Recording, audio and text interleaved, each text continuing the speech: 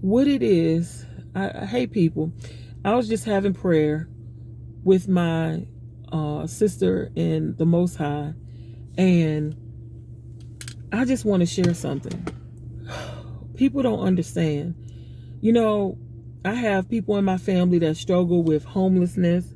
You know, I struggle with homelessness here. You know, and man, thank you, Father. I struggle with homelessness in this country. You know, I've had houses, you know, but I just want to say this. Every time I had a place, it was either I'm struggling with 2 or 3 jobs trying to keep my place. It's like I can't get ahead. I can't save enough money. It's just like, you know, you just make money to put it in a bag with holes. You know, like in Habakkuk, I believe. It's not getting you anywhere. And it's not like the Most High doesn't love us, even when I'm focused on him. This is how it goes. And I've been trying to tell my family and my friends who are struggling in this country, you're not gonna stop struggling here. It's because you're not supposed to be here. And it just hit me as I was saying it. He doesn't want you, the Most High doesn't want us to be comfortable, because we're someplace that's temporary. And if you get comfortable here, then you won't get up to leave. If I had a house, I wouldn't want to leave. I can see all these people and people, all the people in this country. Okay, let me tell you, people, all those in this country who have their own homes and everything they want, they're going to find it hard to leave. But maybe the Most High put them in that position because it's not meant for them to hear, so that they might come out of this. It's not meant for them to they're not his sheep, so they don't hear his voice. It's just not meant, you know. So we don't have to be worried about them receiving this. You know, but we need to understand and stop being upset about it and expect to be on the street, expect to be arrested, expect to be murdered, because you don't belong here. And this is what's going to happen. And I'm telling you guys, you can look at me and say I'm a slacker or whatever. I've always done for myself. I have no problem getting up and working my behind off. So I have no problem sharing this. But I will tell you like this. I just found a documentary today. And the documentary was talking about African Americans who, after slavery, found a way to either purchase or inherit land in South Carolina, where my father is from, who at one point in his life, he had a piece of land down there and somehow it slipped through his fingers. But in seeing this documentary, what I learned is that there's this man who goes around using loopholes to steal land from African American people. Not only do we not have anything here, not only were we used to labor for these folks for free, but after slavery, those of us who were able to obtain some land, they stole it from us through loopholes and paperwork, setting situations up where, you know, these African Americans coming out of slavery did not have $10,000 to pay whatever, so that they can transfer the land from being, I guess, a shared piece of land, you know, to being, I guess, in one person's name.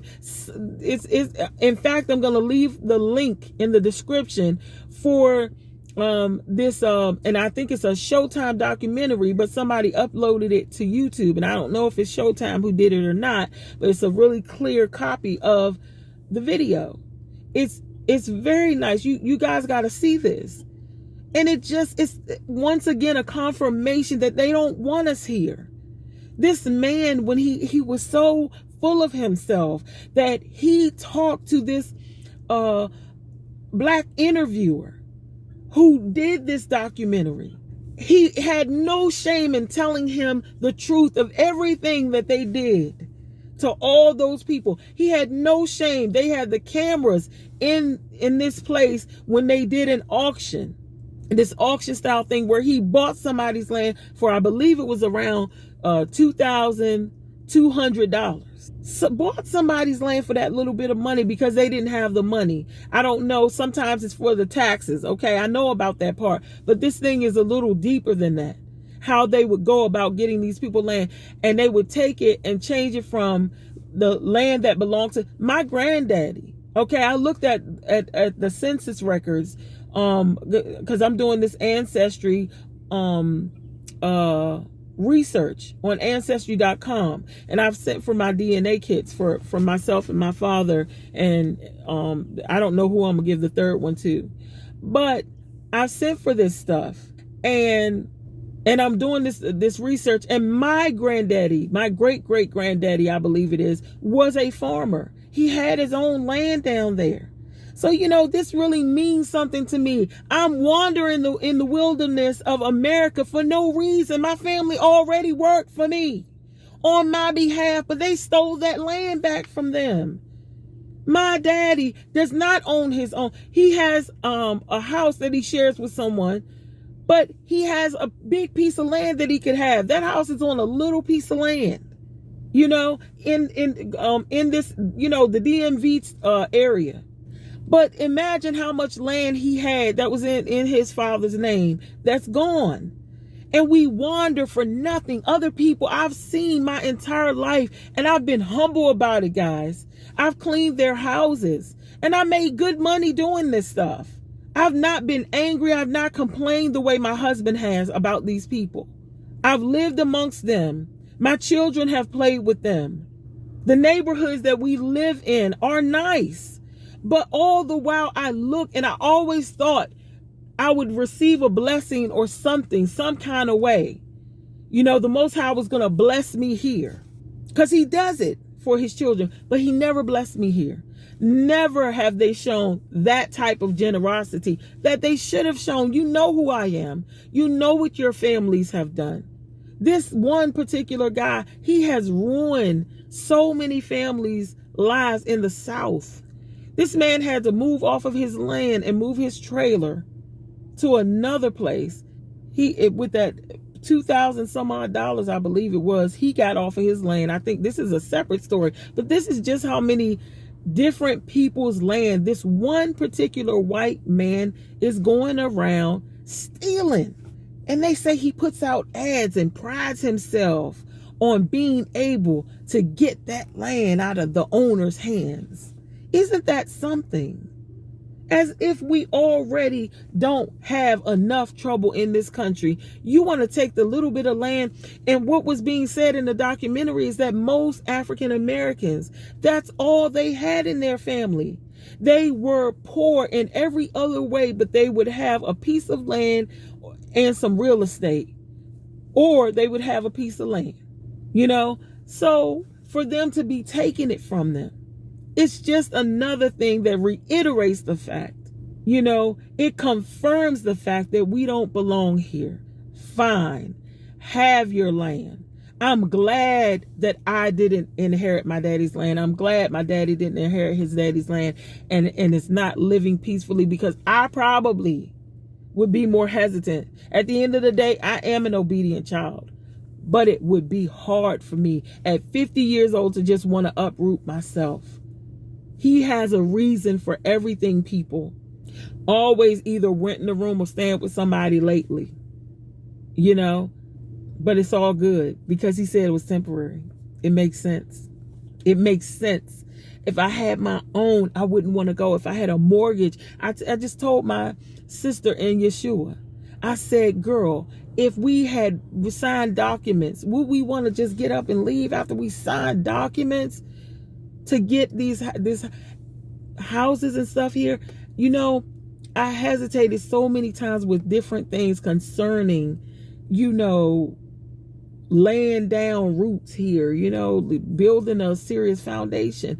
I just hesitated so many times. And I'm glad. And I hope you guys feel the same way, because what's meant to be is going to be. And this wasn't meant to be. This ain't ours. This ain't ours. We need to thank him that we did not waste our time, because it's going to be people like people I know. And you know what? You can always sell your property. But what I mean is, if it would have happened to me, is I would have just started my mortgage. And so that would leave me in a situation where I invested some money in something. I can't get anything out of it because I just started. That would have been my situation, because I would definitely wouldn't have it paid off. But I do have family members and friends who have houses. And if they decide to wake up and heed this call, they can sell their houses and go home and live peacefully for the rest of their lives. They would never need or want for anything just off the selling of one house, because these houses are expensive here. They could live off of sell their house and live for the rest of their lives just free and clear. But will they listen? Those who do have a home, will they listen? But at the end of the day, people, if you're going through what I've been going through in my life, man, it all makes sense now. That's all I can say, y'all. I hope you feel the same way, but it all makes sense now. We don't belong here, and that is why it never worked out. That's why it never worked out. And it just, like, today, it just, like, I could have cried looking at this documentary, knowing that my father and his family, I've been down there too. My family, actually, I know I'm putting a little information out there, but maybe a family member might hear this and that knows me. But my family is from Cotton Acres Road. So don't tell me nothing. And my grandmother, my favorite grandma, Catherine, I tried to talk to her about the past. That's why I'm doing my own research. She wouldn't tell me anything.